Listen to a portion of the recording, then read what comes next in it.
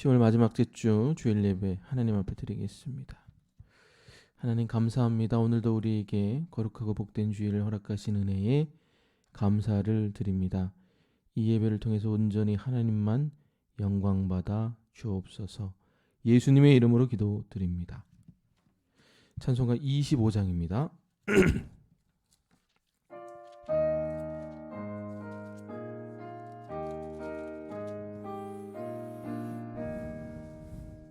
멸류관 보소서 저 앞에 드리세 저 천사 기쁜 노래가 온 땅에 퍼지네 내 혼아 깨어서 주 찬송하여라 온 백성 죄를 속하신 만왕의 왕일세 멸류관 보소서 저 앞에 드리세 그 손과 몸의 상처가 영광 중 빛나네 하늘의 천사도 그 영광 보고서 고난의 신비 알고자 늘 흠모하도다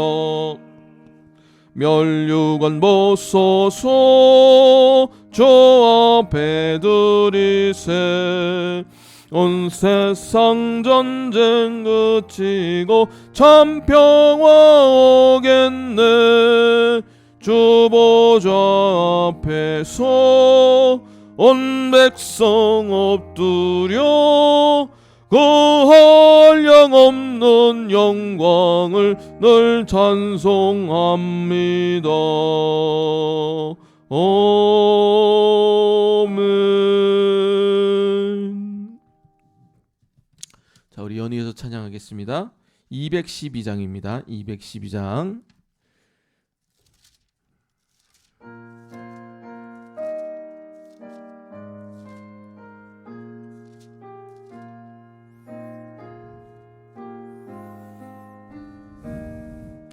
겸손히 주를 섬길 때 괴로운 일이 많으나 구주여 내게 힘주사 잘 감당하게 하소서 인자 한 마를 가지고 사람을 감화시키며 갈 길을 잃은 무리를 잘 인도하게 하소서 구주의 귀한 인내를 깨달아 알게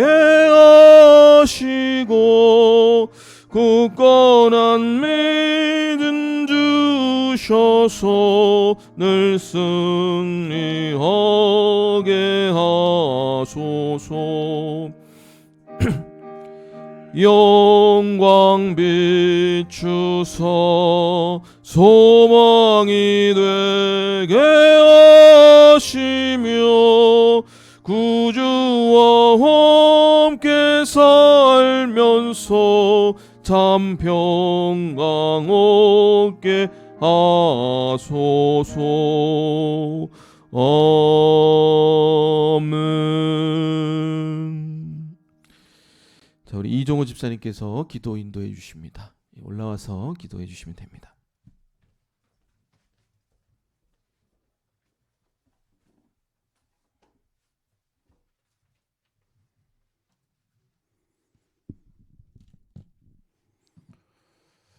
기도하시겠습니다. 저희를 지으시고 당신의 선한 뜻대로 다스리시는 살아계신 하나님 아버지, 여러모로 부족하고 모자란 저희들을 사랑해 주시고 10월의 마지막 날 거룩한 성일을 허락하셔서 신령과 진정으로 예배하게 하시니 참으로 감사합니다. 주님, 저희들은 지난 일주일 동안 세상에 살면서 육신이 연약하고 믿음이 부족하여 주님의 말씀대로 살지 못하고 범한 죄와 허물들이 많습니다. 이 시간 저희들의 모든 죄를 회개하오니 주 예수 그리스도의 보혈로 깨끗하게 하옵소서. 이 나라와 이 민족을 사랑하시는 하나님 아버지, 지금 이 나라는 차기 대권주자들의 선거운동이 진행되고 있는 때에 문재인 대통령을 비롯한 위정자들이 내년 대선을 엄정 중립 상태로 잘 관리될 수 있도록 하여 주시고, 코로나로 어려워진 국민 경제에 숨통을 트일 수 있게 하고, 무엇보다도 진정으로 국민을 무서워하고 섬길 수 있는 후보를 선별하게 하여 주시옵소서. 이제는 위드 코로나로 전환되는 시점이오니 코로나가 종식되게 하사 온라인 예배를 넘어서 차근히 대면 예배로 나아가게 하옵소서. 참 사랑이신 하나님 아버지, 오늘부터 5년 전 이곳 옥길 지역에 우리 에덴교회를 세우게 하시고 죽어가는 영혼들을 구원하는 사명을 감당케 하신 주님, 항상 주께서 성령의 능력으로 인도하여 주시고 세상의 빛과 소금 되는 교회가 되게 하옵소서. 주님, 다가오는 다음 주일에는 우리 에덴교회 사상 첫 번째 항존직 임직식이 있습니다.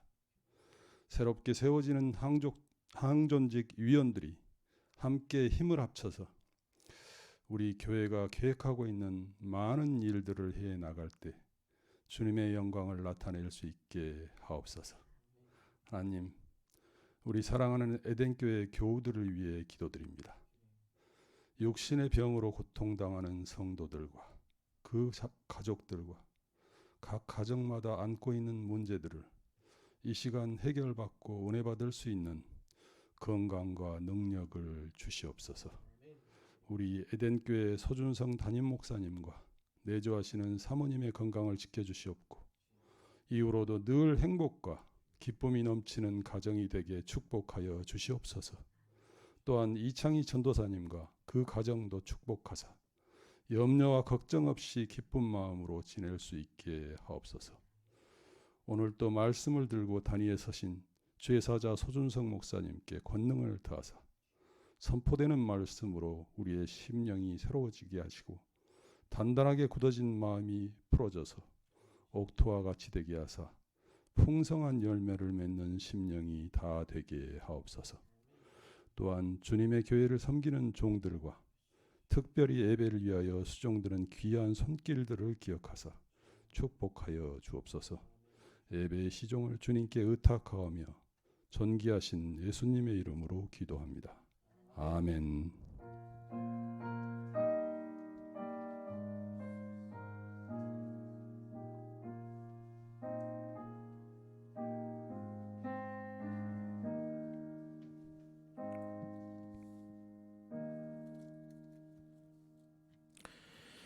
자, 우리 교독문은 105번입니다. 감사절 1번의 말씀 우리 다 같이 교독합니다. 105번 우리 교독문 같이 교독합니다. 여호와께 감사하라. 그는 선하시며 여호와께 감사하고 그의 이름을 불러 아뢰며 그들이 광야 사막길에서 방황하며 거주할 성읍을 찾지 못하고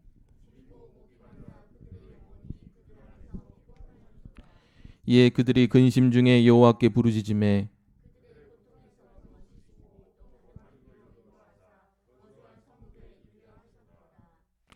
여호와의 인자하심과 인생에게 행하신 기적으로 말미암아 그를 찬송할지로다.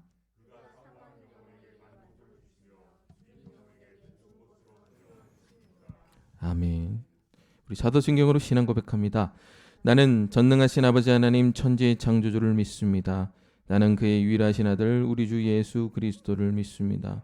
그는 성령으로 잉태되어 동정녀 마리아에게 나시고 본디오 빌라도에게 고난을 받아 십자가에 못 박혀 죽으시고 장사된 지 사흘 만에 죽은 자 가운데서 다시 살아나셨으며 하늘에 오르시어 전능하신 아버지 하나님 우편에 앉아 계시다가 거기로부터 살아있는 자와 죽은 자를 심판하러 오십니다. 나는 성령을 믿으며 거룩한 공교회와 성도의 교제와 죄를 용서받는 것과 몸의 부활과 영생을 믿습니다. 아멘. 자, 우리 찬송가 252장입니다.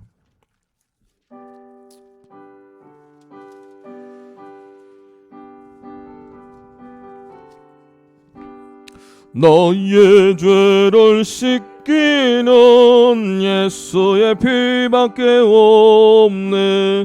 다시 정케 하기도 예수의 피밖에 없네. 예수의 흘린 피 날 이게 하오니 귀하고 귀하다 예수의 피밖에 없네. 예수의 피밖에 없네. 사죄하는 증거도 예수의 피밖에 없네. 예수의 흘린 피 날 이게 하오니 귀하고 귀하다 예수의 피밖에 없네. 나의 죄속 거기는 예수의 피밖에 없네. 나는 공로 없으니 예수의 피밖에 없네. 예수의 흘린 피 날 희게 하오니 귀하고 귀하다 예수의 피밖에 없네. 평안함과 소망은 예수의 피밖에 없네. 나의 의는 이것뿐 예수의 피밖에 없네. 예수의 흘린 피 날 희게 하오니 귀하고 귀하다 예수의 피밖에 없네. 영원토록 내 할 말 예수의 피밖에 없네. 나의 찬미 제목은 예수의 피밖에 없네. 예수의 흘린 피 날 이게 하오니 귀하고 귀하다 예수의 피밖에 없네. 아멘. 자, 우리 주보를 보면서 교회 소식을 함께 나누겠습니다.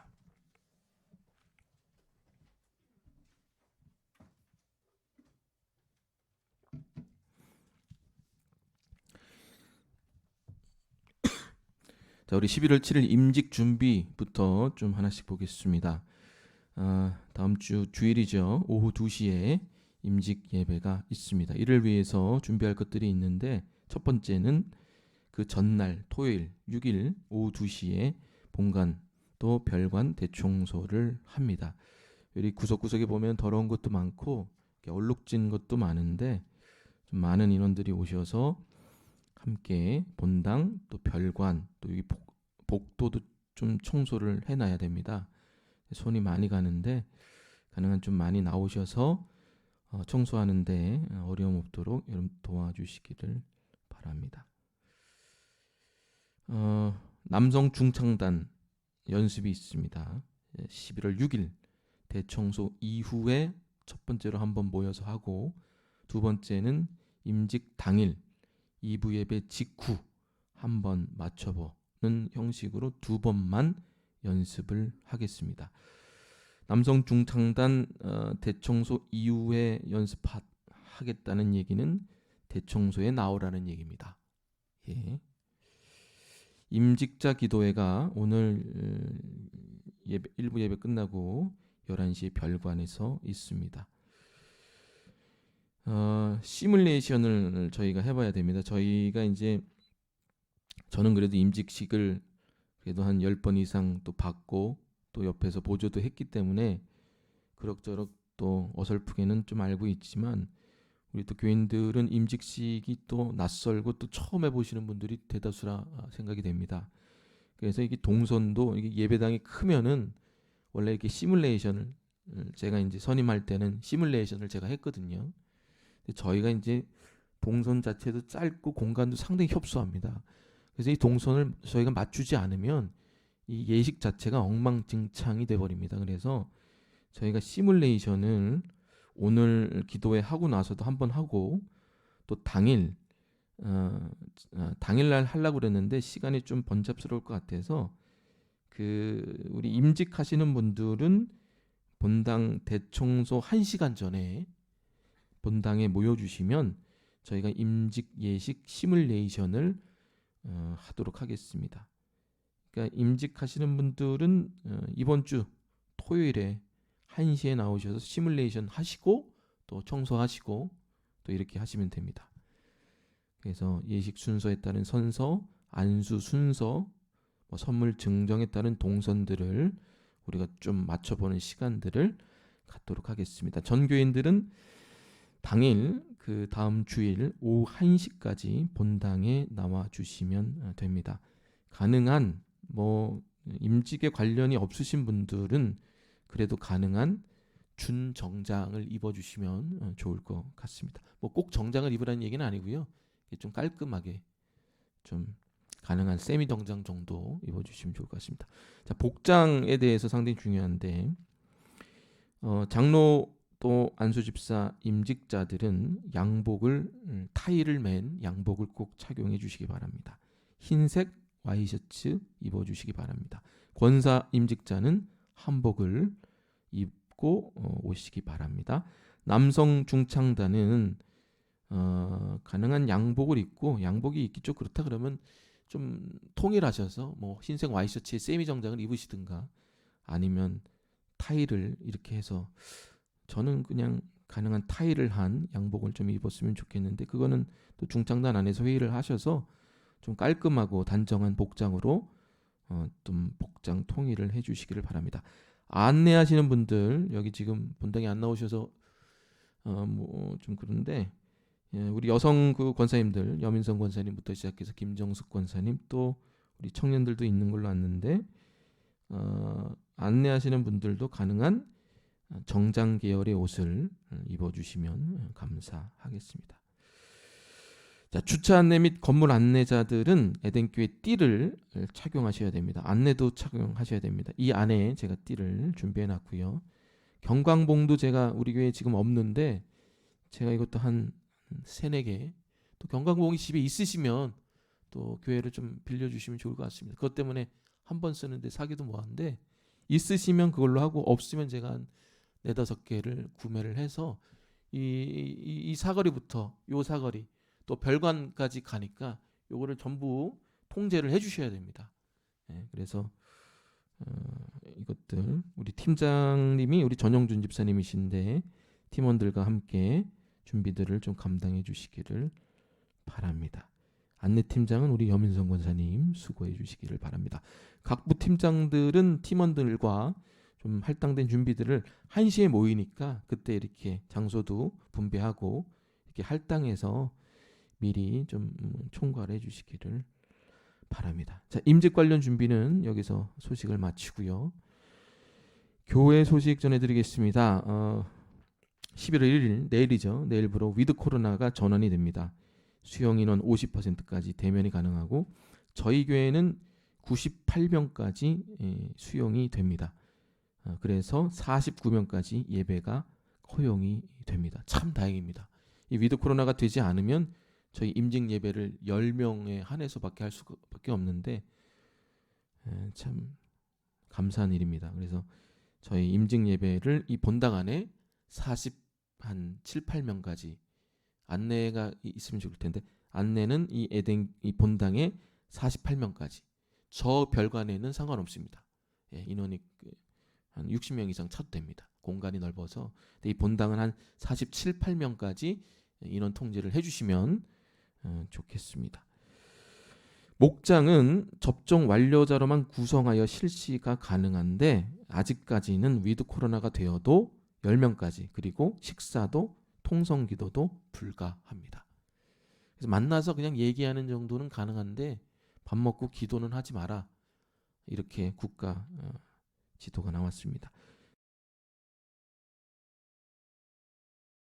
1월에 3단계 이렇게 단계적인 일상 회복이 전환이 되는데 12월 13일부터 2단계 전환 시에는 이 논의 중이라고 어제 그 총회 목사님하고 통화를 했는데 논의 중인데 대면 예배가 논의 중입니다. 확정된 건 아니고 70% 그리고 식사 및 기도가 가능한 소모임이 가능해지게 될 거다. 이렇게 총회 목사님의 얘기를 들었습니다. 기억하시고 기도해 주시기 바랍니다. 자, 위드 코로나에 따른 교회 방침은 다음 주일부터 전면적으로 오프라인 예배를 전환합니다. 그래서 여러분 지금 일부 예배 나오시는 분들은 전원, 교사를 제외한 전원은 2부 오프라인 예배에 나와 주시면 됩니다. 아셨겠죠? 그리고 주일학교 예배도 다음 주부터는 오프라인 예배로 드려집니다. 아이들 11시까지 별관에 데려다 주시기를 바랍니다. 1부는 교사, 2부는 우리 전원 교인들 나오셔서 50%까지니까 상관없습니다. 전원 예배당 나오셔서 예배 드려 주시기를 바랍니다. 아까도 얘기한 것처럼 12월 17일까지는 목장에서는 주미나 식사 없는 사적 모임으로 진행해 주시고요. 12월 7일부터는 목장을 좀 이렇게 목장별로 또 상황이 다르겠지만 식사하면서 좀 거리 유지하면서 목장을 좀 전면적으로 실시하도록 하겠습니다. 이건 또 목장 상황하고 이렇게 맞추어서 가도록 하겠습니다. 교회적으로는 이렇다는 얘기고요. 수요 3공부를 12월 15일부터 시작하도록 하겠습니다. 대상자는 나와 주시기를 바랍니다. 다음 주는 전영준 집사님 기도 순서시고요. 목요 기도회가 매주 목요일 날 진행되고 있습니다. 교회를 위한 기도, 여러 가지 교회 행사, 또 교인들, 환우들을 위한 기도를 하고 있습니다. 연약하지만 아주 뜨겁고 소중하고 귀중한 기도 모임입니다. 이 기도 모임을 위해서 기도해 주시고요. 또 함께 기도의 동역자들이 늘어나게 되기를 희망합니다. 올해 추수감사주일은 11월 21일, 11월 세 번째 주일로 보냅니다. 원래는 이제 10월 오늘이죠. 보통 오늘 추수감사주일을 지내는데 저희가 이제 임직식하고 이렇게 조인이 이렇게 연동이 돼가지고 11월 21일로 지내게 됩니다.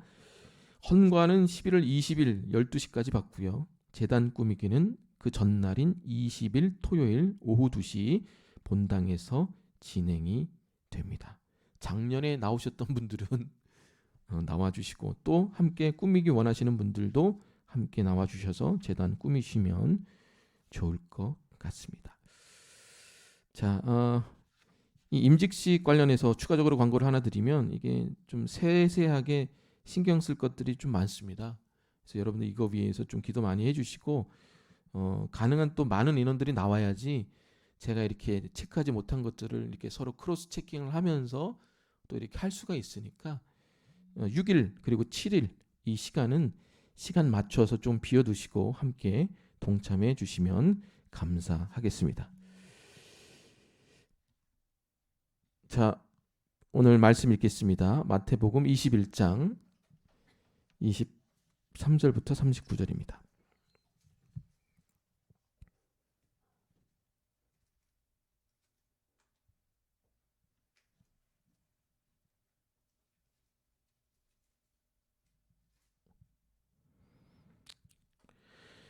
자, 23절부터 39절 제가 먼저 읽습니다. 예수께서 성전에 들어가 가르치실새 대제사장들과 백성의 장로들이 나와 이르되 내가 무슨 권위로 이런 일을 하느냐 또 누가 이 권위를 주었느냐.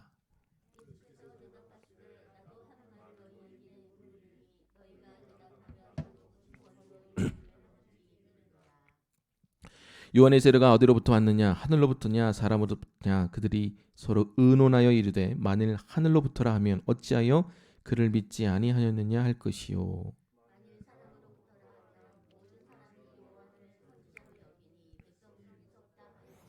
예수께 대답하여 이르되 우리가 알지 못하노라 하니 예수께서 이르시되 나도 무슨 권위로 이런 일을 하는지 너희에게 이르지 아니하리라.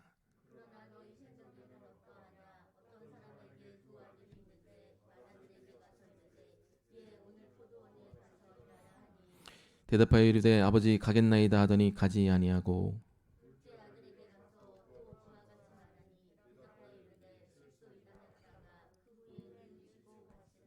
그 둘 중에 누가 아버지의 뜻대로 하였느냐? 이르되 둘째 아들이니이다.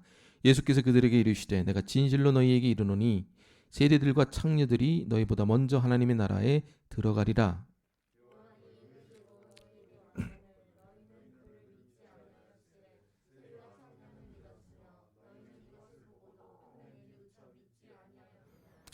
다른 한 비유를 들으라. 한 집 주인이 포도원을 만들어 산 울타리로 두르고 거기에 집자는 틀을 만들고 망대를 짓고 농부들에게 세로 주고 타국에 갔더니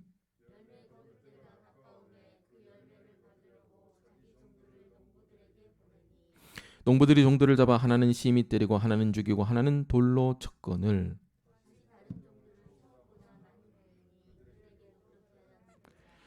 후에 자기 아들들을 보내며 이르되 그들이 내 아들은 존대하리라 하였더니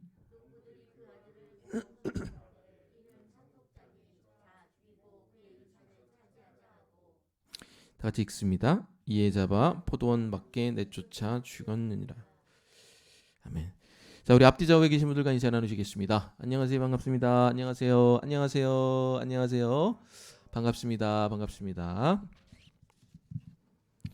자, 다음 주는 2부 예배 나오셔야 됩니다. 기억하시고요. 제가 추가 광고 하나 좀 안 했는데 다음 주일은 그 저희가 2부 예배 끝나고 준비하고 이러면 또 식사할 시간이 마땅히 없을 것 같습니다. 그래서 제가 이게 기록을 못 했는데 원래는 지금 코로나 단계가 있기 때문에 식사는 불가합니다. 근데 저희가 또 어쩔 수 없는 또 피치 못할 상황이 있기 때문에 좀 유연하게 대처를 하겠습니다.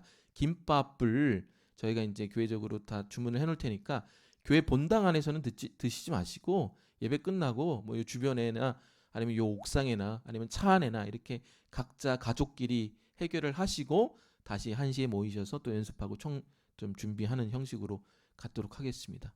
아셨겠죠? 예, 또 불안하신 분들은 뭐 요 밑에 음식점에 가서 드시고 오셔도 되는데 제가 다음 주에는 또 여러 가지 행사의 어떤 원활함을 위해서 단체로 김밥을 좀 주문을 해놓도록 하겠습니다. 식사 걱정을 어젯밤에 또 문의해 주시는 분이 계셔서 그렇게 대처를 하겠습니다.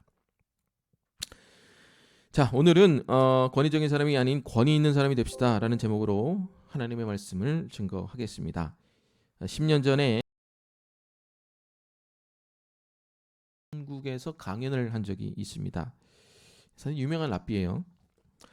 이 랍비가 그 강연에서 100주년 기념 교회에서 했는데 유대인과 한국인의 비슷한 점이 참 많다 이러면서 뭐 여러 가지 얘기를 했어요. 둘 다 속국이었고 침략이 많았고 독립을 이뤄낸 나라다. 뭐 국민성을 따져보면 서로 급하고 또 성질이 또 분노가 많고 또 똑똑하고 경쟁심이 있고 뭐 여러 가지 얘기들 하더라고요.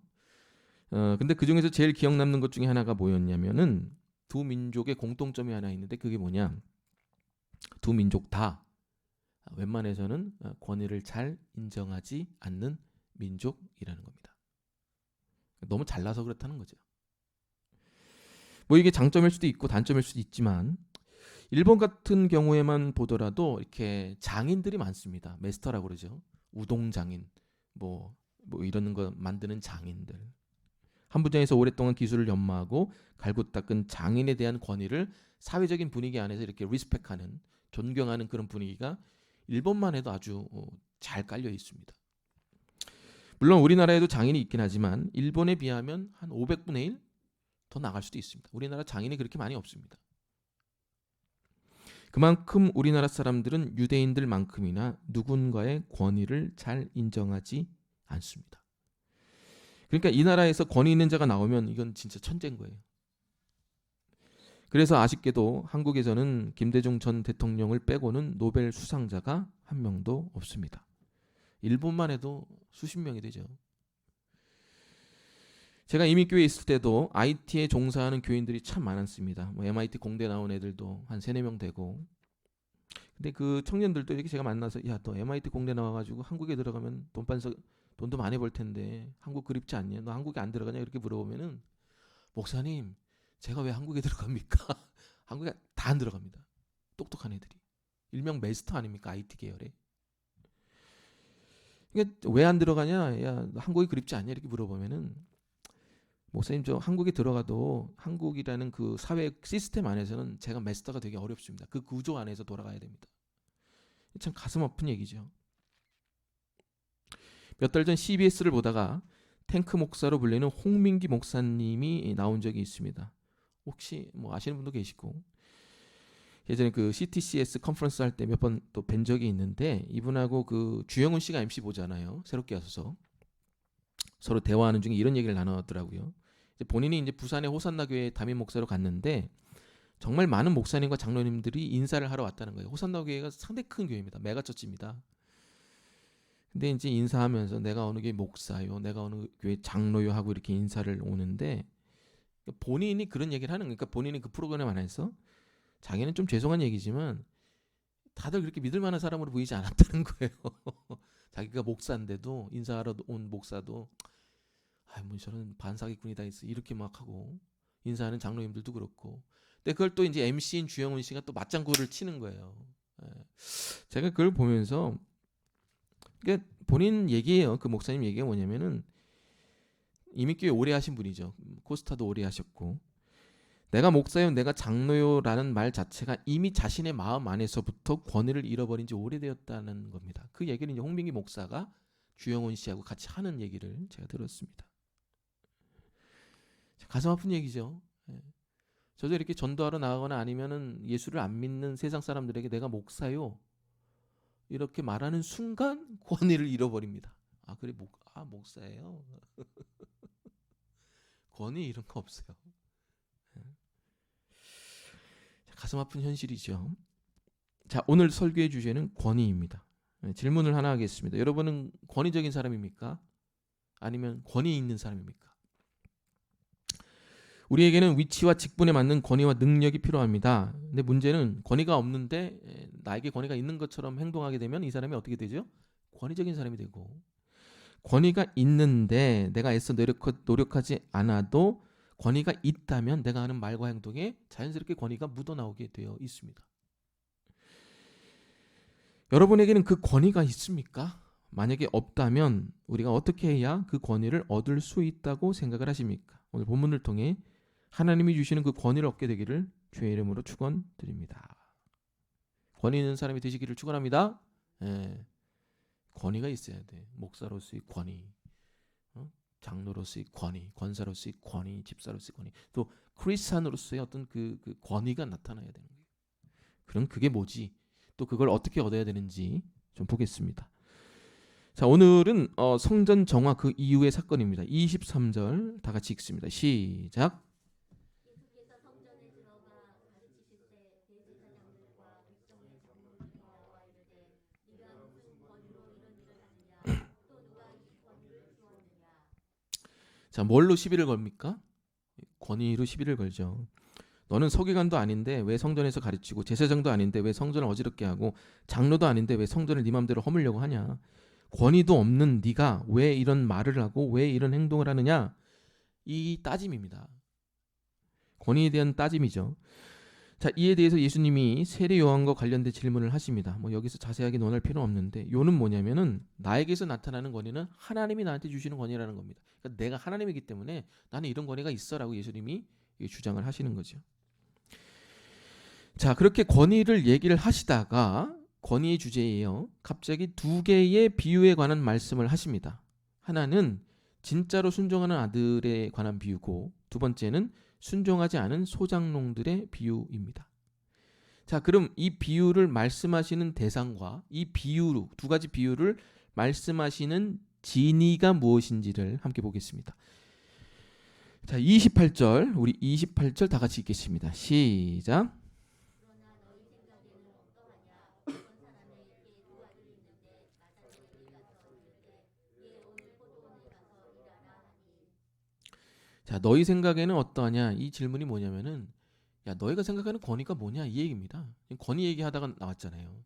세례 요한의 권위는 누구 권위냐 막 하면서 나는 권위는 너한테 말하지 않겠다 막 권위 얘기 막 하다가 예수님이 이들이 권위에 대해서 잘 못 알아들으니까, 야 이게 권위야 하부르타죠. 네 생각은 어때? 네가 생각하는 권위가 뭐야? 하고 물으신 다음에 이게 권위야라고 그 다음에 블라블라블라 얘기하는데 그 안에 뭐가 들어가 있다? 두 가지 비유가 들어가 있다라는 겁니다. 자, 여기서 얘기하는 대상은 누구냐? 아까 초반에 얘기했던 장로, 딴지를 걸었던 장로, 서기관, 바리새인들, 일명 종교 리더들에게 이 비유를 하시는 겁니다. 뭘 묻고 있죠? 권위가 뭐냐? 너희가 생각하는 권위가 뭐고 그 권위를 어떻게 얻을 수 있냐? 이 권위의 실체가 뭐냐라고 얘기를 하는 겁니다. 자, 그럼 이 두 가지 비유를 하나씩 보도록 하겠습니다. 자, 첫 번째 비유가 뭐냐? 29절에서 31절까지 다 같이 읽습니다. 시작. 둘째 아들에게 가서 또 그와 같이 말하니 대답하여 이르되 실수에다 하였다가 그 후에 뉘우치고 갔으니 뜻대로 하였느냐. 이르되 둘째 아들이 있나. 예수께서 그들에게 이르시되 내가 진실로 너희에게 이르노니 세리들과 창녀들이 너희보다 먼저 하나님의 나라에 들어가리라. 자, 이게 첫 번째 비유입니다. 권위에 관한 첫 번째 비유죠. 자, 무슨 내용이죠? 간단하죠. 첫째는 가겠다 하고 안 갔고, 둘째는 안 가겠다 하고 갔다라는 내용이죠. 그러면서 그걸 가지고 적용을 하는데 뭐예요? 세리와 창녀는 너희보다 하나님의 나라에 먼저 들어가겠다. 예. 무슨 얘기냐? 지금 세상에서 가장 권위 있는 영적 지도자들, 장로, 서기관, 바리새인들보다 세상에서 가장 권위가 없는 세리와 창녀들이 가장 권위 있는 이들보다 더 하나님의 나라에 먼저 들어가겠다라고 예수님이 말씀하시는 거예요. 그러니까 한마디로 뭐냐? 이 세리와 창녀의 권위가 너희들 권위보다 어떻게 더 있다라는 거예요. 충격적인 거죠. 니들 그렇게 권위로 세리와 창녀의 권위가 더 있어, 이 얘기하는 겁니다. 자, 그럼 예수님이 왜 이런 얘기를 하셨는지, 왜 이런 도발을 하셨는지 이 비유를 좀 보겠습니다. 자, 주인이 아들들에게 포도원에 가서 일을 하라고 그럽니다. 이 부탁 자체가 좀 뭔가 잘못됐죠. 왜 그러냐? 보통 아들들은 일을 안 합니다. 일은 품꾼이 하죠. 소장농들이 하고 종이 하죠. 아들들은 그들을 관리하는 매니저들입니다. 그러니까 아버지가 이들에게 익숙하지 않은 손에 흙 묻히는 일을 시키는 겁니다. 자, 근데 맏아들의 반응이 어떻습니까? 가겠나이다 하고 가질 않습니다.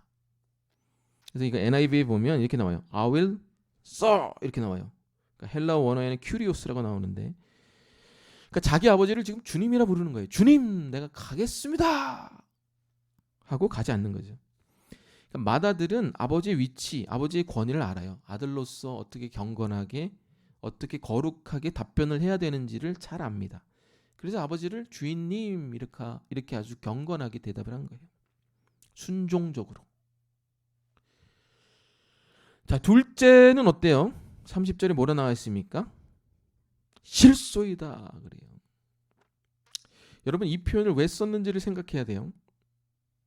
이때는 아버지가 아버지이긴 하지만 아버지가 또 주인이기도 해요. 그러니까 격에 맞는 표현을 해야 돼요.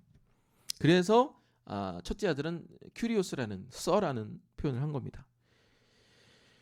자, 그런데 둘째는 뭐라 그래요? 뭐 격식도 없고 리스펙도 안 하고 그냥 뭐라 그래요? 싫어요, 실소이다 이럽니다. 이건 격에 맞지 않는 표현입니다. 좀 속된 말로 싸가지가 없는 표현이에요. 좀 이렇게 얘기해야 돼. 아버지가 주인이기 때문에 격에 맞게. 이 당시 문화입니다. 아무리 아들이지만 어떻게, 죄송하지만, 유감스럽지만, 외람되지만, 주인님, 아버지 주인님 좀 어렵겠습니다. 블라블라블라. 이게 격에 맞는, 이게 순종적인 자세인데, 둘째는 그런 것도 없어. 싫어 이렇게 바로 나오는 거예요. 아주 건방지고 무례한 거죠. 자, 이 비유를 읽을 때 여러분 어떤 생각이 나십니까? 누가복음 15장이 생각이 나시죠? 모든 것을 가진 큰아들, 착한 아들, 아버지와 함께한 아들, 아버지가 요구한 모든 것을 다 순종한 아들. 그런데 둘째는 어때요? 탕자는 어때요? 창기와 함께 모든 것을 말아먹었죠. 자, 그럼 여기서 말하는 큰아들이 누구예요? 똑같은 맥락입니다. 장로, 서기관, 제사장, 바리새인들. 그리고 둘째 아들은 창녀와 세리입니다. 자, 그럼 좀 논리적으로 따져봅시다. 여기서 이 두 가지 부류의 사람 중에 솔직히 말해서 누가 나쁜 사람이에요? 창녀와 세리가 나쁜 사람이죠. 창녀가 누굽니까? 단순히 몸 파는 여자가 아닙니다. 이 당시 창녀는 그 좀 표현이 좀 세죠. 죄송합니다. 어쩔 수 없어요. 사람들로 하여금 몸을 여자들이 아니에요. 이 당시 창녀가. 그러니까 예를 들면 우리나라도 보면은 술집 같은 데 보면은 막 이렇게 몸 파는 이렇게 여성분들이 막 양주 하나 딱 뚜껑만 땄는데 150만 원이야 하고 막 청구하고 뭐 이런 그 드라마 같은 데 보면 그런 뭐 일들이 있잖아요. 바가지 씌우고. 이 당시 단어가 좀 센데 창녀의 즉 그걸 하는 이 여성들은 단순히 몸을 파는 게 아니라 사람들로 하여금 거짓 청구서를 청구하게 해서 돈을 뜯어내는 사람들이 창녀였어요. 그러니까 세리하고 같이 이게 맞물리는 이유가 세리도 어떤 사람들이에요? 로마군하고 협업해가지고 이런 같은 동족의 돈을 뜯어내잖아요. 고리업을 해가지고. 그러니까 둘 다 어찌 보면은 좀 이런 표현 중에서 죄송하지만 나쁜 놈들이에요. 나쁜 놈들. 매국노. 둘 다 죽어 마땅한 사람들. 남들을 속이는 사람들. 예, 지금으로 말하면 보이스 피싱 같은 수준의 범죄자들입니다. 자, 그런데 이들과 지금 누구를 동등선상에 놓고 있습니다. 놓고 있습니까? 성경을 믿는 참된 신앙인들, 신앙의 조예가 있고 경험이 있고 그런 장로, 제사장, 서기관들과 똑같이 보고 있는 거예요. 아니, 이걸 넘어서 이들보다 더 먼저 천국에 들어갈 자로 보고 있는 거예요. 클래스가 더 높다는 거예요. 권위가 더 있다는 거예요. 이게 말이 돼요? 죄는 얘가 더 많이 졌는데. 우리 상식으로는 이게 상식이 아닌 거예요. 우리가 봤을 때 선한 일 많이 하고 죄 안 짓는 서기관과 장로들이 더 선한 사람들이죠. 여러분, 이 사람들 나쁘게 보지 마세요. 이 사람들 선한 사람들입니다. 죄는 세리와 창녀들이 더 많이 졌어요. 그런데 오늘 예수님이 왜 이 창녀와 세리가 더 권위 있고 더 빨리 하나님의 나라 들어가고 이 사람들이 더 천국에 먼저 들어간다 얘기하셨을까? 이걸 우리가 헤아려야 된다는 얘기입니다. 우리 상식으로는 이게 도저히 이해가 안 되는데. 자, 보십시오. 첫째 아들은, 종교 지도자들은 아버지의 모든 요구를 다 지키는 것처럼 보였어요. 그런데 속마음이 뭐냐? 그에 따른 행동이 뭐냐? 안 간 거예요. 반대라는 거예요. 반대. 둘째 아들 세리와 창녀들은 첫째 아들들보다 더 많은 죄를 지었고 더 성품적인 하자가 있습니다. 그런데 이 둘 사이에는 한 끗 클래스의 차이가 있습니다. 그게 뭐냐? 30절 후반부에 있습니다. 우리 30절 후반부 한 번 더 읽겠습니다. 30절을 다 같이 읽죠. 시작.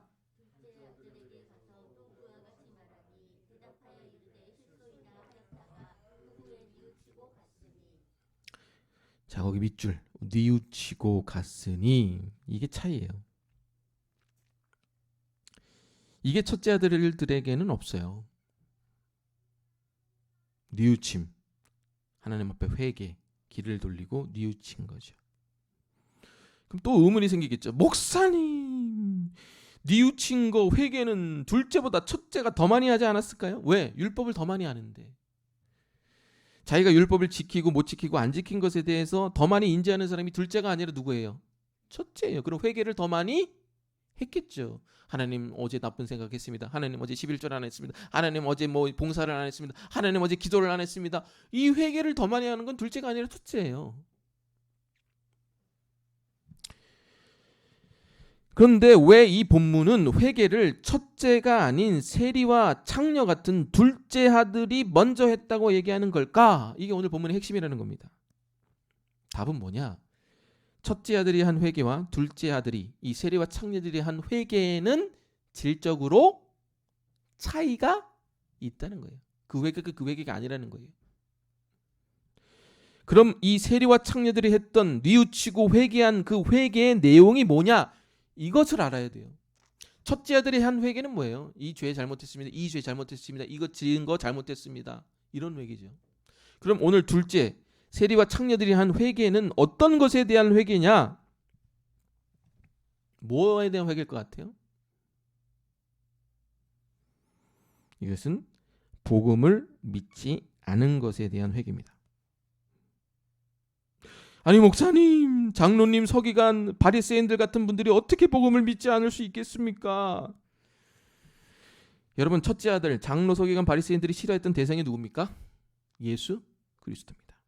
뭘 싫어했어요? 예수님의 메시지를 싫어했어요. 무슨 메시지?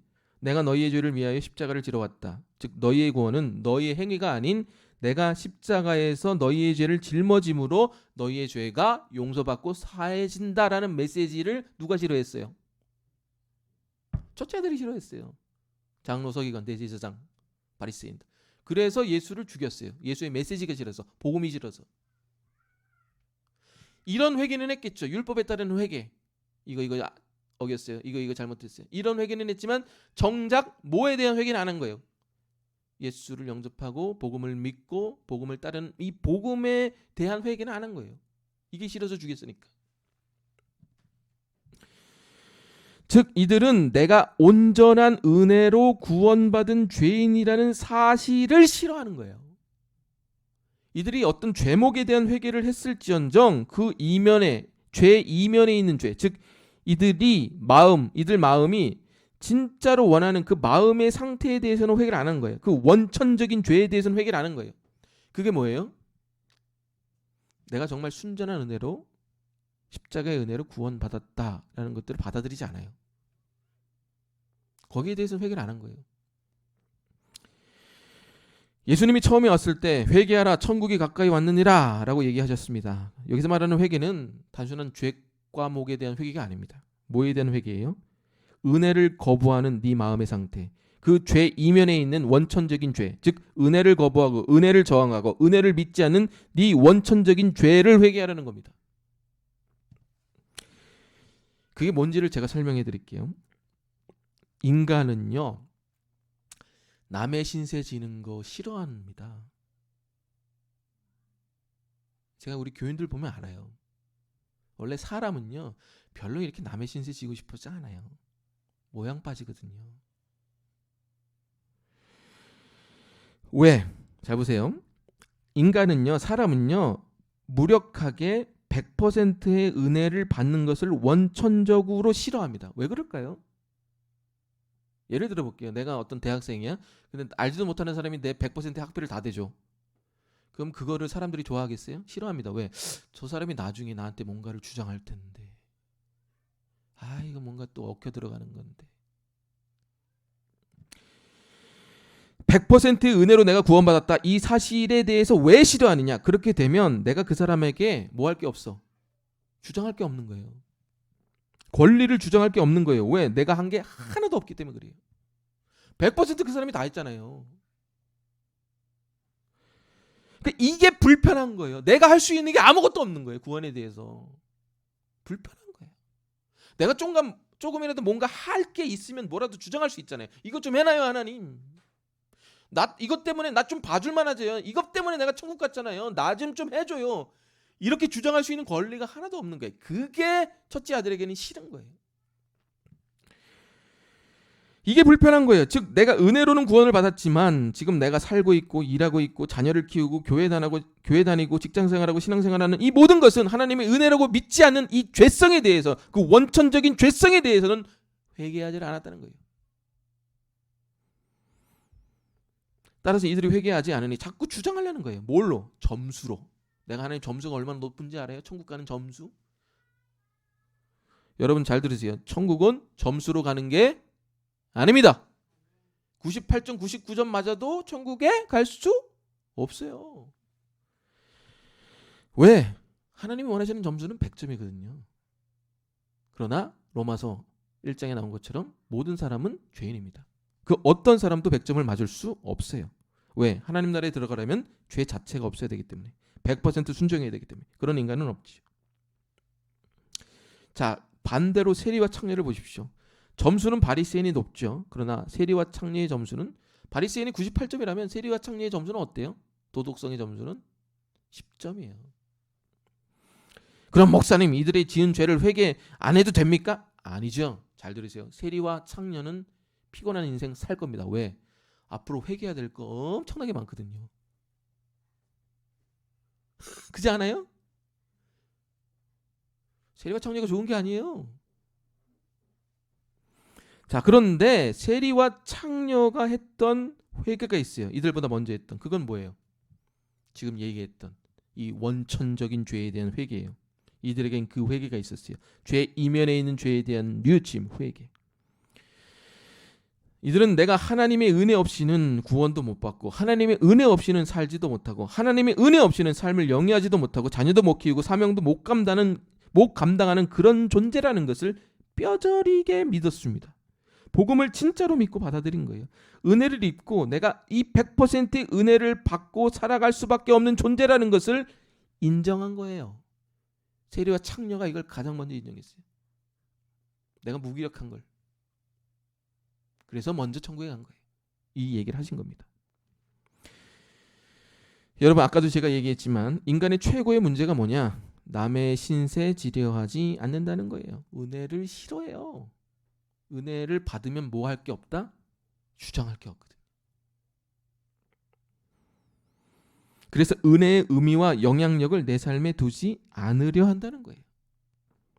그러니까 지금 자기가 살아가는 게 은혜가 아니라고 생각하는 거예요. 구원은 은혜로 받았어. 구원은 천국은 가야 되니까. 근데 삶은 은혜가 아닌 거로 살아요. 이건 크리스찬이 아니에요. 크리스찬은 구원도 삶도 은혜로 사는 거예요. 왜 그러냐? 여러분 우리가 그 전도 폭발할 때 구원이라는 건 뭐예요? 예수가 우리의 뭐가 된다? 구주가 된다는 거예요. 구주가 뭐예요? 구가 세이비어, 주가 로드 마스터잖아요. 세이비어는 나의 천국의 문제에 대해서 구원자가 된다라는 얘기고 주님은 나의 인생의 문제에서 주님이시다라는 이 두 가지 고백이 합쳐진 게 구원이에요. 근데 천국은 은혜로 갔는데 삶은 은혜가 아니다. 이거는 복음을 믿지 않는 거예요. 아멘. 천국이라는 게 뭐냐? 구원, 천국도 하나님의 100% 은혜로 가는 거고 내 삶의 모든 것도 하나님의 100%의 순전한 은혜로 여기까지 왔고 여기까지 살고 앞으로도 살게 된다는 고백이 구원의 고백인 줄로 믿으시기 바랍니다. 이게 구원이에요. 구원은 나라는 존재가 은혜를 싫어하고 거부하고 부정하여 내 뜻대로만 살려는 답없는 인간이라는 것을 회개할 때 오는 거예요. 근데 이게 안 돼요. 주장하고 싶은 거예요. 그리고 이 회개가 있을 때 우리 마음이 치유가 됩니다. 성령님이 임재하고 비로소 여기서 복음의 권위가 생기는 겁니다. 왜냐? 잘 보세요.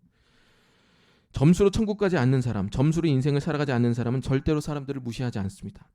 가진 게 없다고 배운 게 없다고 나랑 처지와 형편이 다르다고 절대 무시하거나 하대하지 않습니다. 오히려 사람들을 겸손하게 대합니다. 왜? 내가 점수로 천국까지 않았기 때문에. 저 사람이나 나나 하나님 앞에서 예수 앞에서 동등한 인간으로서 대합니다. 왜? 저 사람만큼이나 나도 답 없는 인생이고 저 사람보다 그나마 내가 더 많은 은혜를 받아서 여기까지 온 거니까. 또 앞으로도 은혜로 나아갈 인생이니까 사람들을 무시할 수도 없고 오히려 그 사람들에 대해서 더한 하나님의 소망을 품게 되죠. 저 사람에게도 나와 같은 하나님의 은혜가 있었으면 좋겠다. 그게 관계에서 나오는 권위예요. 관계에서 나오는 영향력의 권위예요. 왜 그러냐? 솔직히 말해서요. 세상 그 어느 누구도 주변 사람들을 이렇게 대하는 사람은 없어요. 모든 인간들은요. 다 관계를 어떻게 맺느냐? 다 비즈니스 관계예요. 비즈니스 관계. 저는 아닙니다. 아니에요. 여러분도 비즈니스 관계로 인생을 살아오셨어요. 지금까지. 이렇게 대하는 사람요. 저는 거의 못 만났어요. 목사도 비즈니스 관계 많이 맺습니다. 둘 중 하나예요. 무관심을 기본으로 깔고 내가 그래도 쟤보다 우월하지 아니면 쟤보다 열등하지. 그 기반으로 비즈니스 관계 맺는 거예요. 근데 내가 정말 은혜를 거부하는 존재라는 것을 회개하게 되면 그 어떤 대상도 동등하게 당당하게 대할 수 있습니다. 그러면서 또 겸손하게 대할 수 있어요. 나보다 못한 사람들도 동등하게 대할 수 있어요. 나보다 당당한 사람들 앞에서도 당당해질 수가 있어요. 저 사람도 점수로 간 거 아니거든. 그게 권위거든요. 여러분들보다 높은 사람들 앞에서 눈 똑바로 쳐다보고 당당해질 수가 있어야 돼요. 왜? 저 사람도 점수 받고 구원받은 게 아니거든요. 나보다 못한 사람, 못 배우고 돈도 없고 지질이 궁상해. 그래도 저 사람을 나랑 동등하게 여기는 권위가 나타나야 되는 거예요. 그게 이 복음 안에서 나타나는 여러분의 관계의 권위입니다. 나보다 못한 사람, 아이고 잘 좀 대해주세요. 나보다 못할 사람 이런 이건 권위적인 거예요. 여러분 안에서 복음을 믿을 때, 복음의 권위가 나타날 때 관계 안에서 이런 놀라운 예수의 권위가 나타나게 될 줄 믿습니다. 절대 하대하지 마십시오. 여러분보다 높은 사람 눈 똑바로 쳐다보고 당당하게 대하시기를 주의 이름으로 축원드립니다. 이게 첫 번째 권위입니다. 회개에서 나오는 여러분의 관계의 권위예요. 자, 그럼 두 번째 권위를 보겠습니다. 그럼 이 회개의 능력이 어디서 나오느냐? 두 번째 비유를 보겠습니다. 두 번째 비유에 나오는 인물들을 좀 볼게요. 네 부류의 인물이 나오죠. 주인이 나오고, 주인이 고용한 농부가 나오고, 주인이 보낸 사신이 나오고, 마지막 주인이 보낸 아들이 나옵니다. 자, 여기 나온 주인이 누구냐? 단순한 땅 주인이 아닙니다. 33절 읽겠습니다. 시작. 다른 한 비유를 들으라. 한 집 주인이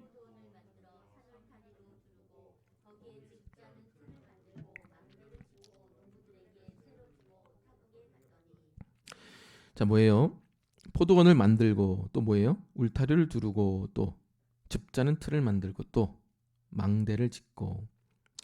이걸 지금 시대로 말하면 이천이나 평택에 반도체 공장을 짓는 거예요. 시큐리티 캡스 달고 벽 울타리 두르고 공장 만들고 반도체 생산할 수 있는 틀 만들고. 그러니까 기반 산업에 투자하는 거. 이 사람이 주인이 아니라 인베스터, 투자자예요. 공장을 만들어 놓는 거예요. 모든 시큐리티를 다 해놓고. 그리고 노동자를 고용하죠. 그럼 노동자는 뭘 해야 되죠? 반도체를 만들어야죠. 그리고 그에 대한 임금을 받게 되죠. 그런데 이 당시에는 그걸 어떻게 했느냐? 보통 투자자가 포도원을 다 꾸며놔요. 시큐리티 가드까지 다 해서.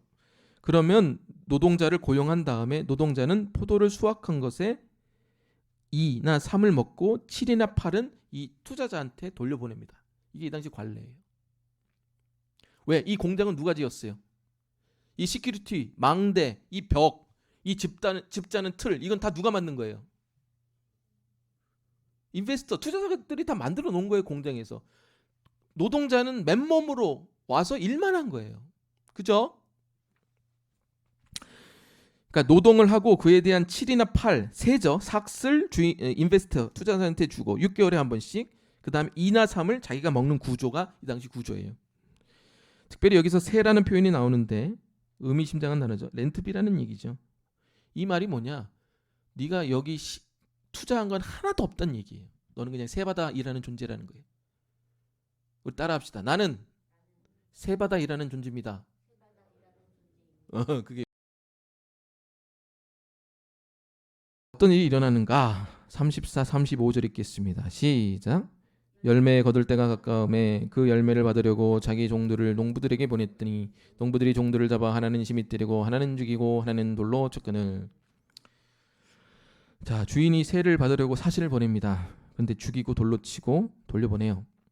이 당시 탈무드에 악법이 하나 있었는데 그게 뭐냐면 어떤 사정에 의해서 3년 동안 세를 지불하지 않으면 그 땅은 소작농의 것이 됩니다. 그러니까 열매가 없거나 땅의 가치가 없거나 3년 동안 땅을 갖고도 상황이 안 좋아서 열매가 없으면 그 땅은 소작농이 차지할 수가 있어요. 이게 이 당시 악법이에요. 그런데 이건 상황이 다르죠. 열매가 있어요, 없어요? 있어요. 있으니까 사진을 보낸 거죠. 근데 그 열매를 7이나 8에 대한 열매를 인베스터 투자자한테 줘야 되는데 주지를 않은 거죠. 받으러 간 사람은 어때요? 죽이고 돌로 치고 헐뜯고 죽여버리고. 자, 그러면 왜 이 소작농들이 이런 짓을 벌였습니까?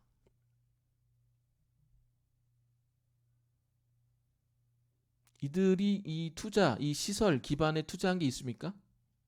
일어난 적 없죠. 근데 왜 이런 짓을 벌여요? 솔직히 말해서 이들은 맨몸으로 왔잖아요. 오히려 주인이 먹고 살 기회를 준 거 아니에요. 2나 3이나 먹어라. 그 이유는 이들이 모든 것의 주인이 되려고 하기 때문에 그렇습니다. 이 공장 내 거야. 내가 이 벽 둘렀고, 내가 이 즙자는 틀 만들었고, 내가 망대 세웠고, 내가 이거 다 했어. 여기까지 나간 거예요. 누가? 종이. 주인이 사신을 보내서 뭘 상기시킵니까? 넌 주인이 아니야. 넌 세바다 일하는 고용된 종이야. 라고 상기시켜요.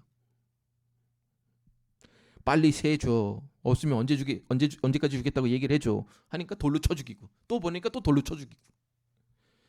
그게 누구예요? 이사야, 예레미야 같은 선지자죠.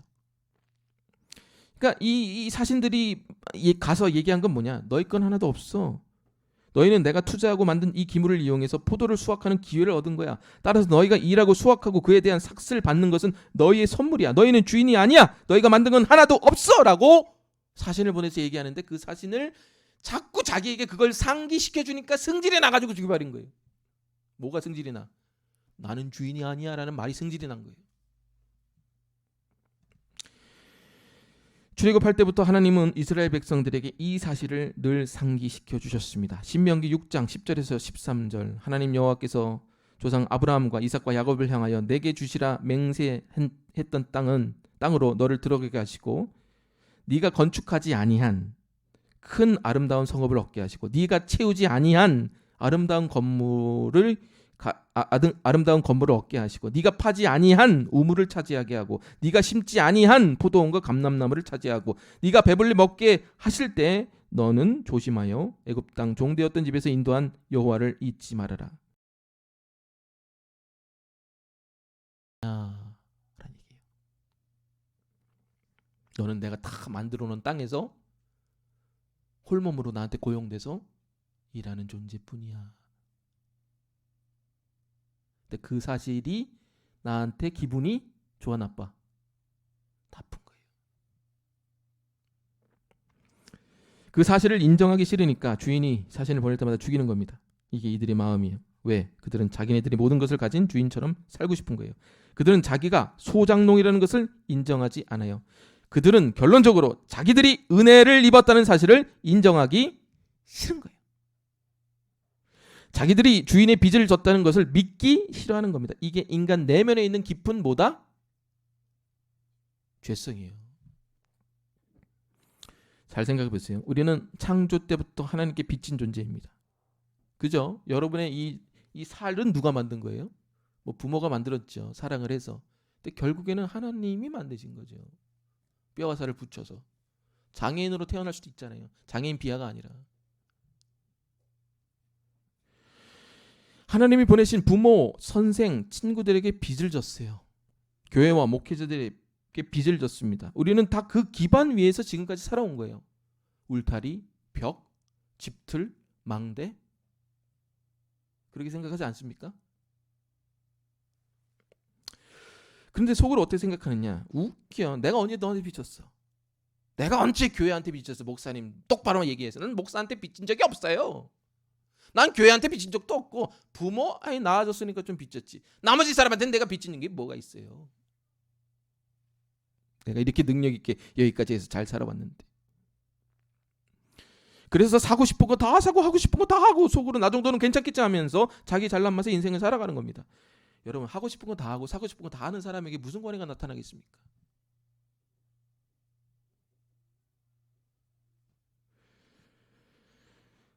우리가 창조 때부터 구원을 얻기 전부터 구원을 얻은 그 순간, 그 이후의 인생까지 모두 다 하나님의 은혜에 빚졌다는 것을 믿을 때 복음을 믿는 거예요. 여러분, 하나님이 여러분 창조하신 거 빚졌잖아요. 하나님이 보내신 부모, 선생, 친구들의 도움과 기도에 빚졌잖아요. 그리고 예수님에게는 무슨 빚을 졌어요? 보혈의 빚을 졌잖아요. 본문 보세요. 여러분이 어떻게 일을 해서 여기까지 온 거예요? 하나님이 만들어 소유한 땅, 그래서 그 땅에 하나님이 펼쳐놓으신 벽, 하나님이 만드신 포도즙 틀, 하나님이 여러분을 지켜준 망대, 그 모든 것을 누리며 살았기에 그나마 공부하고 일하고 건강하게 여기까지 온 겁니다. 이걸 인정하셔야 돼요. 모든 것이 하나님의 은혜라는 것을 인정하셔야 됩니다. 복음을 믿으면 그렇게 할 수밖에 없어요. 그리고 그렇게 될 때 여러분에게서 뭐가 나오냐? 권위가 나오는 거예요. 미국에 벡텔이라는 최고의 건설 회사가 있습니다. 벡텔 여러분 아십니까? 지금 우리나라로 치면 호반 건설 같은 거예요. 거기서 이제 한국인으로서는 최초로 CIO, 그 약간 최고 경영자급이죠. 이 된 분이 있는데 휴스턴 제일교회 한 목장의 남자 목자였어요. 최영기 목사님이 당신은 어떻게 거기까지 올라갔습니까? 한국인으로서 라고 물으니까 성경대로 했더니 그렇게 됐다는 거예요. 자기는 정말 이 인생 가운데 자기 게 하나도 없다고 믿는다는 거예요. 그래서 그 세를 어떻게 갚을까? 그 궁리하며 살았다는 거예요. 어떻게 남을 성공시켜줄까? 내가 하고 있고 받고 있고 누리는 모든 것이 은혜인데, 그렇게 해서 회사에서 그렇게 믿고 살아가니 모든 사람들이 자기를 추천해서 그 자리에 올라갔다는 거예요. 그래서 하루는, 이것도 나중에 제가 들은 얘기인데, 이분이 92년식 캠리를 타고 출근하는 거예요. 왔다 갔다 집에서 92년식 캠리 막 타고 그러는데 하루 목사님이 야, 나도 이런 좋은 차를 타는데 당신은 최고 경영자 아니냐, 연봉이 몇십억 몇백억인 사람이 왜 이런 92년식 캠리를 타고 다니냐 이렇게 물으니까 이분이 자기가 이제 차 살라고 매달 모아둔 돈을 아프리카 선교사들에게 보낸다는 거예요. 그래서 자기가 92년식 캠리를 탄다는 거예요. 그게 자기한테 있어서는 세라는 거죠. 그리고 이분이 퇴직 10년 전에 회사에 사직서를 냈습니다. 그때 회사가 난리가 난 거예요. 이유가 뭐냐? 내 마지막 여생에 하나님을 위한 일을 하나 하고 싶은데 그게 뭐냐? 평양 과기대를 짓고 싶다는 거예요. 그래서 퇴사하겠다는 거예요. 그래서 회사가 막 임원들이 모여가지고 이 중요한 사람이 어떻게 퇴사를 하겠다. 회사 회장 사장들이 막 모여가지고 부사장들이 모여서 회의를 했는데 어떻게 결정이 났을 것 같습니까? 좋다. 몇 년이 걸리든 상관없다. 짓고 와라. 그 대신 조건 하나 걸겠다. 짓고 다 지으면 반드시 이 회사에 돌아와서 이 회사를 위해서 일해라. 쌓여내라. 그래서 그분이 평양 가게도 짓고 와서 다시 백텔에서 몇 년인가 한 5년인가 7년 일하고 퇴사했어요. 할렐루야. 우리는 퇴사하겠습니다. 그럼 바로 자리 빼버리잖아요. 옳거니 너 말고도 일할 사람 많어. 멋있지 않아요? 야, 네 자리 안 치울게. 짓고 와라. 평양 가게 돼. 그거 어디서 나오는 권위일까요? 저 사람이 있으면 저 사람 때문에 이 조직이 성공한다는 거예요. 왜? 저 사람은 모든 게 자기 게 아니라고 믿거든. 여러분, 이 본문의 핵심이 뭔지 아십니까? 네가 이용한 건 땅뿐만이 아니라는 거예요. 땅 안에 있는 너를 모든 위협으로부터 막아준 벽도 있었고, 네가 사용할 수 있는 집틀기기도 있었고, 동료도 있었고, 너를 이제까지 밤낮으로 지켜준 망대도 있었고, 그 모든 것이 있었기에 합력하여 선을 이뤄서 여기까지 왔다는 거예요. 그거 인정하라는 거예요. 창조의 빛, 그리스도의 피값의 빛, 사람들의 기도의 빛, 성령의 빛, 이 모든 것을 줬다는 것을 인정하라는 것. 그 빛 갚으며 살아가는 게 복음의 능력이에요. 거기서 권위가 나오는 거예요. 근데 우리는 항상 주인이 되려 합니다. 그래서 그 생각과 행동에 반대되는 모든 발생되는 일, 관계, 생각, 사람들을 다 적대시합니다. 여러분 생각해 보세요. 조직 안에 들어가서 내 자리를 위협하는 모든 인간들은 다 밟아버리는 게 조직의 생리입니다. 우리 조직 안에서 그 고가 평가하잖아요. 점수 평가. 저도 예전에 할 때 평가한단 말이에요. 과장이나 부장이. 그럼 그때 난리 납니다. 난리. 업적들 막 리스트업하고 막 부풀리고 거짓으로 막 이렇게 데이터 고치고, 그리고 나한테 반대는 이거 한 꼬리 잘리게 하고, 얘 내가 한 거 아니에요. 이건 제가 한 거예요.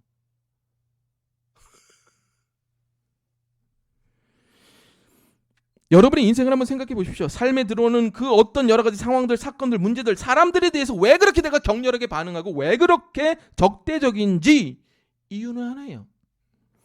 그 상황들, 그 사람, 그 사건들이 자꾸 내 인생의 주인은 내가 아니라는 것을 말하고 있는데 그걸 인정하기 싫으니 격렬하게 반응하는 겁니다. 그러니까 여러분을 죽이려고 하는 사람이 조직 안에 있으면요, 그냥 죽으세요. 아멘. 아멘 안 하시네. 죽으세요. 아멘. 내가 주인이다. 살고 싶은 대로 살고, 하고 싶은 대로 하고, 사고 싶은 대로 사고, 말하고 싶은 대로 말하고, 내가 이 삶의 주인이다. 어떠한 권위도 나오지 않습니다.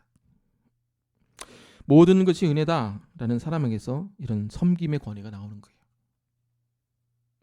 최영기 목사님이, 사모님이 20년 넘게 난소암 투병을 했습니다. 평생을 목녀로 사셨어요. 목녀로.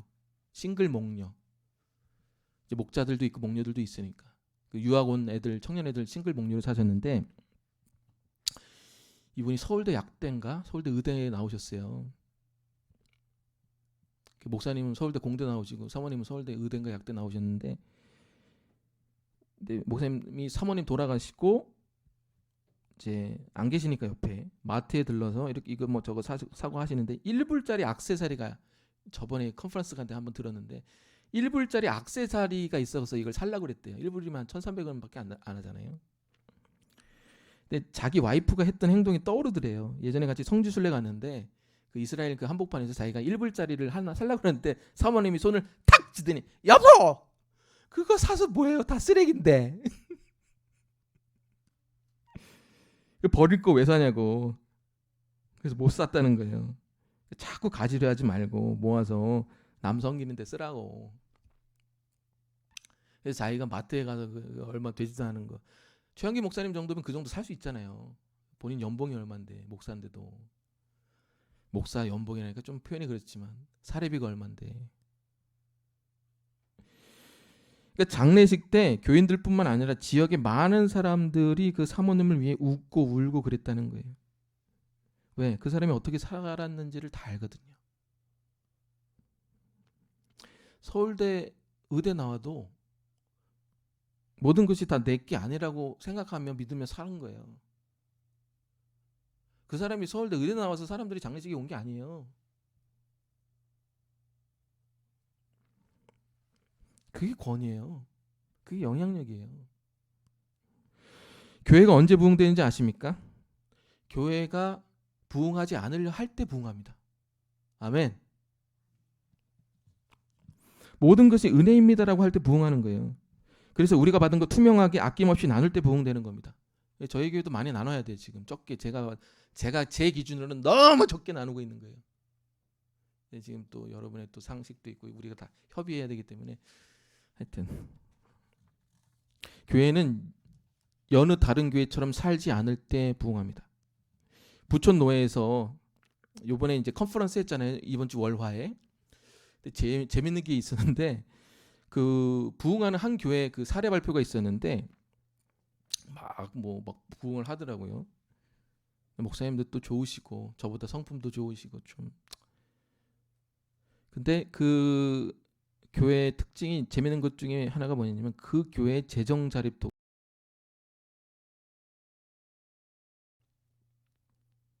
근데 그 교회를 이렇게 제가 보면서 느낀 것 중에 하나가 뭐냐면은 가진 거 다 써요.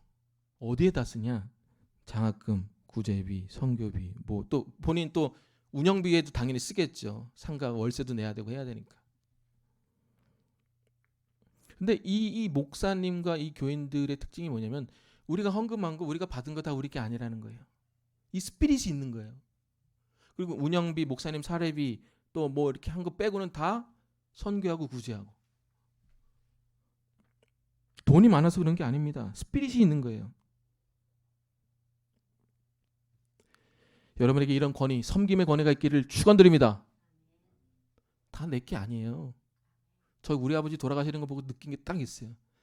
저렇게 가지려고 아둥바둥 하다가 뼈 조각 하나 남잖아요. 그거 다 이 절구로 뽀개잖아요. 가루로 만들고 뿌리고. 저렇게 허망하게 갈 거 다 내 게 아닌데 뭐 그렇게 저렇게 살았나. 우리도 마찬가지예요. 자, 세 번째, 누가 이런 회개를 하고 누가 이런 하나님의 은혜를 인정할 수 있을까? 회개를 하면 관계의 권위가 나오고 은혜를 인정하면 섬김의 권위가 나옵니다. 이해하셨죠? 요약 잘한다.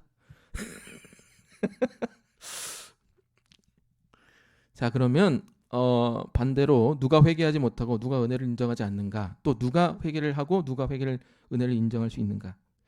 보겠습니다. 자, 후자부터 보겠습니다. 누가 이걸 회개 못하고 인정하지 않을까? 오늘 소장농들이 했던 두 가지 행동이 뭡니까? 주인의 말을 인정하지 않고 주인에게 분노했고 또 주인이 자기에게 보낸 종들을 죽였습니다. 자, 이게 어떤 행동의 패턴입니까? 제가 항상 얘기하는 종교예요.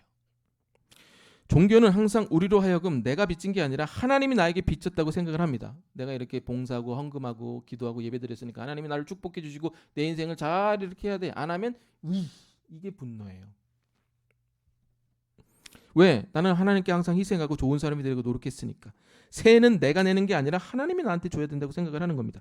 주인이 나한테 빚진 거예요.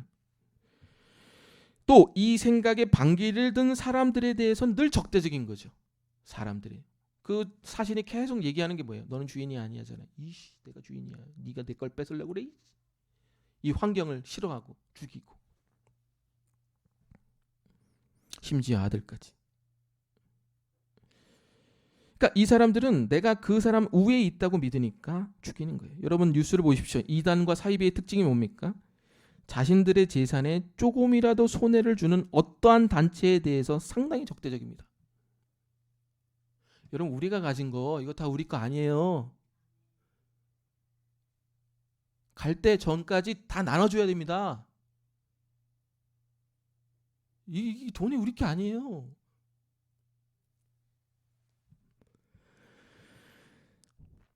영적인 행동들을 위해서는 똥도 먹게 하고 기도할 때 몽둥이를 때리고 여자들은 아무렇지도 않게 윤관하고 그러면서 하는 얘기가 뭐냐? 더 기도해야 돼. 더 순종해야 돼. 더 헌금해야 돼. 네가 그렇게 하지 않았기 때문에 이런 취급을 당하는 거야. 이런 환란에 임하는 거야. 이게 종교고 이게 사이비교 이단인데요. 이게 종교 우리 기성교단 안에서도 일어난다는 게 문제예요. 왜? 교회의 종교화가 이미 90% 이상 되었기 때문에 그렇습니다. 교회가 복음을 싫어해요. 다 자기 거래잖아요. 교회도 자기 거라고 그러잖아요. 헌금도 자기 거라고 그러잖아요. 적금 늘어났으니까 내놓으라고. 부동산도 헌금도 또 자기네들 공동체 안에서 얼마나 우월감이 있어요. 우리 참된 교회도 얼마나 우월감이 있어요. 서울 큰 유명한 여느 교회 한번 가보십시오. 얼마나 우월감이 있어요. 자기네들이 그 안에서 우월한 줄 알잖아요. 밖에 나오면 똑같은 사람들인데 어찌 보면 더 형편없는 사람들인데. 여러분 좌파들이 왜 종교를 싫어하는지 아십니까? 마르크스가 헤겔 법철학 비판에서 종교는 인민의 아편이다라고 얘기했습니다. 니체 이런 사람들 보세요. 니체 제가 상당히 좋아하거든요. 옛날에 대학생 때 니체 책 정말 많이 읽었는데 니체가 기독교를 정말 싫어해요. 기독교를 극도로 싫어합니다. 근데 들어보면 다 이유가 있어요. 왜? 니체가 기독교를 싫어하는 이유가 뭐냐면 종교적인 교회가 사람들로 하여금 종교를 통해 힘을 얻게 하고 권력을 얻게 하고 그에 반하는 모든 것은 무력을 쓰더라도 적대적으로 대하고 빼앗는 겁니다. 그래서 니체가 기독교를 싫어했어요. 종교적인 기독교는 내가 은혜 입은 존재라는 것을 구원받을 때만 인정하고 삶에서는 인정하지 않습니다. 죄 이면에 있는 원천적인 죄, 은혜 거부하고 부정하고 오히려 내가 가진 우월감으로 사람들을 빚지게 하고 학대하고 무시하고 자기가 원하는 모든 것을 종교로 얻으려 합니다. 그러니 복음에 교회에 권위가 있겠습니까? 우리 안에서 예수의 권위가 회복되어야 될 줄로 믿습니다. 자, 그럼 이런 은혜를 인정하고 회개할 수 있는 원동력이 뭘까? 마지막 이것만 얘기하고 마치겠습니다. 37절에서 39절까지 읽겠습니다. 시작. 후에 자기 아들을 보내며 이르되 그들이 내 아들은 존대하리라 하였더니 농부들이 그 아들을 보고 서로 말하되 이는 상족자니 자 죽이고 그의 유산을 차지하자 하고 이에 잡아 포도원 밖에 내쫓아 죽였느니라. 자, 소장농들이 자기가 보낸 주인이 보낸 사신을 죽였죠. 그만큼 폭력적이라는 얘기예요. 하나를 보면 열을 알죠. 떡잎부터 잘못했죠. 그만큼 주인에게 적대적이라는 얘기예요. 자, 그런데 이들을 향한 주인의 마지막 결단이 뭡니까? 보낸 종들 다 죽였어요. 한 명은 죽이고 한 명은 돌로 쳐 죽이고 한 명은 때려가지고 돌려보내고 다 이렇게 해왔어. 근데 이런 행동에 대한 주인의 마지막 액션이 뭐예요? 아들을 보낸 거예요. 정신 나갔죠. 여러분 사람은요 하나를 보면 열을 알아요. 주인이 아들을 보낼 때 이 아들이 이들에게 죽임을 당할 수 있다는 사실을 몰랐을까요? 당연히 알죠. 투자자인데. 여러분 투자자는요 돈이 많아서 투자하는 사람들은요 사람들의 심리를 기가 막히게 파악합니다. 상권 분석 기가 막혀요. 한치 오차도 없어요. 돈을 버는 사람들은. 그래서 투자자가 된 거예요. 그럼 어떤 게 상식적인 거예요? 투자자의 입장에서 조폭을 고용해야죠. 조폭을 고용해서 우리 좀 기업 이름을 얘기하기 뭐한데 그 한 삐리리 그 회장 있잖아요. 머리 약간 벗겨지고 안경 끼고 그 막내 아들인가 그 술집에서 술 먹다가 종업원한테 맞아가지고 해서 어떻게 했어요? 조폭 불러가지고 산에 남한 선생이 어디 대가지고 막 해서 땅 파먹고 고개만 딱 이렇게 해가지고 너 죽여버리는 난리 났잖아요. 그래서 그때 기억나시잖아요 그 사건. 그게 투자자들이 하는 상식적인 일이에요. 자기가 보낸 사진 다 맞고 죽어서 돌아왔잖아. 그러면 어떡해요? 조폭들 고용해가지고 최민식, 하정우 고용해가지고 범죄와의 전쟁해가지고 다 싸가리 가자 해가지고 다 쓸어버리는 게 정상 아니에요. 너 말고도 일할 사람 많어. 혼쭐을 내야죠. 자기 위치를 모르는 사람들인데. 이 사람은 투자자입니다. 돈 많은 사람이고 권력자고 능히 이렇게 할 수 있습니다. 그런데 어떻게 해요? 아들을 보내죠. 어이가 없죠. 자, 그러면 그렇게 하는 이유가 뭘까요? 이 주인이 이들에게 원하는 게 뭘까요? 하나예요. 관계 설정. 여기서 아들을 보내는 이 메시지가 뭔지 아세요? 내가 원하는 건 비즈니스가 아니야. 내가 원하는 건 너희야. 라는 거예요. 내가 단순히 너를 어떤 일을 시키기 위해서 어떤 사명을 감당하기 위해서 종으로 부려먹기 위해서 너희 부른 게 아니야. 잘 보세요. 이들이 주인이 투자자가 경제적인 이득을 원했다면 저울질해보고 싹 쓸어버렸겠죠. 그런데 아들을 보냈다. 그리고 존중할 줄 알았다. 이 말은 이들 자체를 원한 거예요. 이들과의 관계 회복을 원한 거고 내가 이들을 사랑하는 것을 이들이 알아주기를 원했고 이들도 자기를 사랑해 주기를 존대해 주기를 리스펙해 주기를 원한 거예요. 이들의 온전한 회복과 관계 회복을 원한 거예요. 이게 십자가예요. 이게 복음이에요. 주님이 이들을 끈질기게 설득하신 거예요. 자신의 재산을 잃을지언정 자신이 아끼는 사신을 잃을지언정 자신이 아끼는 아들을 잃을지언정 이들과 서로 사랑하는 관계로 회복하기 원했던 겁니다. 이게 십자가의 사랑입니다. 그리고 그 사랑을 저와 여러분이 받으신 겁니다. 여러분 이 사랑을 받으신 거예요. 아멘. 하나님이 그만큼 여러분을 끈질기게 설득해서 사랑을 주신 겁니다. 느껴지십니까? 이 사랑을 받을 때 우리에게서 나오는 또 하나의 권위의 모습이 있어요. 회개할 때 어떤 권위가 나온다고요? 관계의 권위. 은혜를 인정할 때 어떤 권위가 나온다고요? 성김의 권위. 복음을 믿을 때 어떤 권위가 나오느냐? 설명하겠습니다. 그게 뭐냐? 안전감이에요. 어떠한 상황 가운데서도 요동하지 않는 안전, 평안, 위로, 사랑. 이게 우리를 사로잡는 거예요. 여러분 하나님은 우리가 성격 좋고 돈 많고 똑똑해서 선택한 게 아닙니다. 우리를 사랑했기에 선택한 거예요. 아무 이유가 없어요. 거기서 나오는 안정감이 있는 거예요. 이게 권위예요. 여러분에게서 마지막으로 나와야 될 권위가 뭐냐? 복음, 십자가의 사랑을 받은 자로서의 안정감의 권위가 나와야 되는 거예요. 세상이 아무리 나를 잡아먹고 위협하고 몰아세워도 나는 주의 그늘 아래 안전하다. 사랑받는 자이기 때문에 그렇습니다. 그 안정감이 있기에 은혜 받은 것을 인정하고 감사할 줄 알고 내가 정말 화해하기 싫은 인간이구나 하면서 회개할 줄 아는 겁니다. 이게 복음의 능력 안에서 나오는 세 가지 권위예요. 회개할 때 나오는 관계의 권위, 점수로 받은 게 아니기. 은혜를 인정할 때 나오는 섬김의 권위. 마지막 하나님의 사랑을 경험해서 나오는 그 어떠한 상황 가운데서도 평안과 평강을 누리는 그 신앙의 권위가 저와 여러분에게 있게 되기를 주의 이름으로 축원드립니다. 기도하겠습니다. 주님 감사합니다. 권위적인 사람이 아닌 권위 있는 사람 되게 하옵소서. 예수님의 이름으로 기도합니다. 주신 말씀 놓고 우리 찬양 부르겠습니다.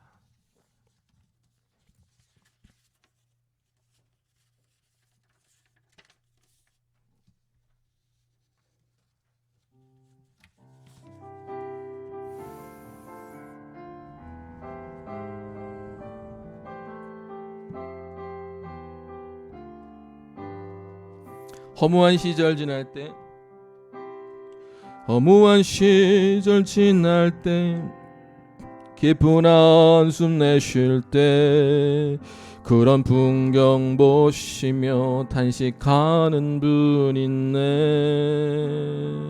그와 같이 너희를 버려두지 않으리.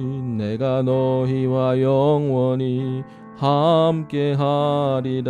성령이 오셨네. 성령이 오셨네. 성령이 오셨네. 내 주에 보내신 성령이 오셨네.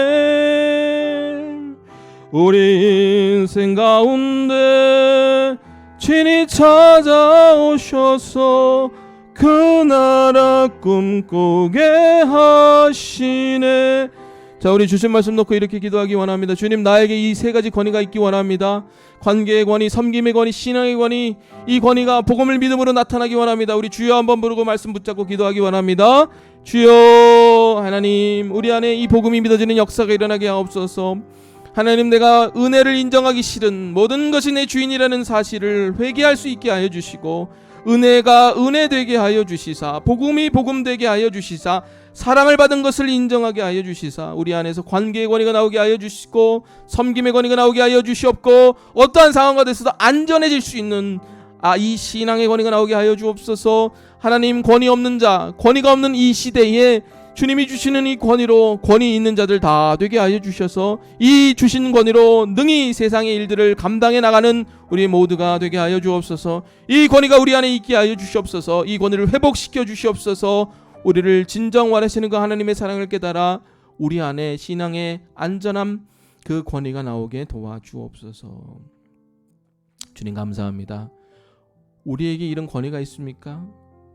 나보다 잘난 사람에게는 당당할 수 있는 권위, 나보다 못난 사람에게는 동등하게 여길 수 있는 권위, 어떠한 상황 가운데서도 내 것이 아니요 섬길 수 있는 권위, 내가 정말로 주의 사랑 가운데 나를 원하시는 그 주님의 사랑 때문에 어떠한 상황 가운데서도 안전해지고 평강해질 수 있는 이 권위, 이 신앙의 권위, 이것이 오늘 나에게 있는지 되묻게 하여 주옵소서. 없다면 복음을 믿게 하여 주시사 이 복음을 통해서 이 주님이 주시는 놀라운 세 가지 권위가 나의 삶을 휘감게 하여 주시고 나의 삶에서 온전히 스며나오게 하여 주옵소서.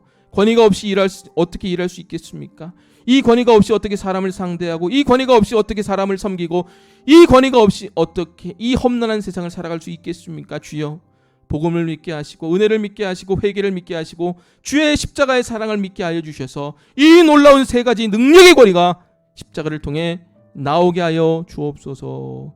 주님, 우리가 드린 예물을 주께서 기뻐 받아주시사 하나님 나라에 사용하여 주옵소서. 다음 주일은 예식입니다. 주여, 이 임직 예배를 통해서 세워지는 5명의 일꾼에게 성령의 기름을 부으셔서 이들을 통해 교회가 세워지는 놀라운 역사가 일어나게 하여 주시옵소서. 주님 감사합니다. 이제는 우리 구주 예수 그리스도의 은혜와 하나님의 놀라우신 사랑과 성령의 감화감동 교통인도 역사하심이 이 세 가지 권위를 통해 복음을 통해 하나님 더 높여드리기 원하는 여기 모인 사람들 머리 위에 이제로부터 영원토록 함께하여 주시기를 간절히 축원하옵나이다. 아멘.